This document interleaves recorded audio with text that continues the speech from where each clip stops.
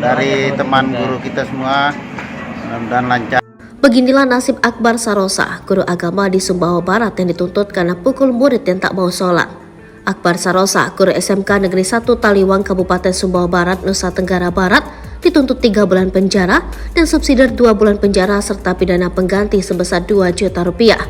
Adapun tuntutan itu diberikan oleh Jaksa Penuntut Umum Kejaksaan Negeri Sumbawa Barat.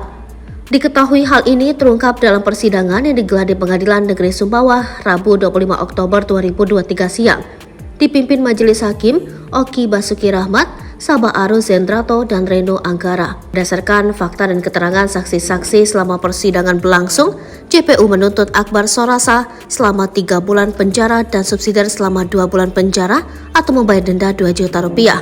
Demikian disampaikan JPU Kejari Sumbawa Barat Armenda Pradita Utami di ruang sidang Chandra.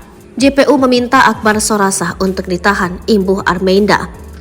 Setelah sidang, pengacara dari LKBH PGRI Sumbawa Endra Saifuddin, Syiis Nur Hadi, dan Iwan Haryanto mengatakan mereka akan mengajukan nota pembelaan atau pledoi.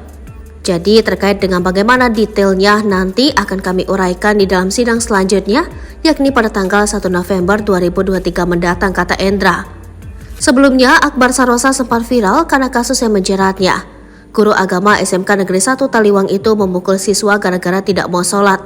Adapun pasal yang disangkakan kepada Akbar Sarosa yakni pasal 76C Jungto pasal 80 ayat 1 Undang-Undang Nomor 35 Tahun 2014 tentang perubahan atas Undang-Undang Nomor 23 Tahun 2002 tentang Pelindungan Anak.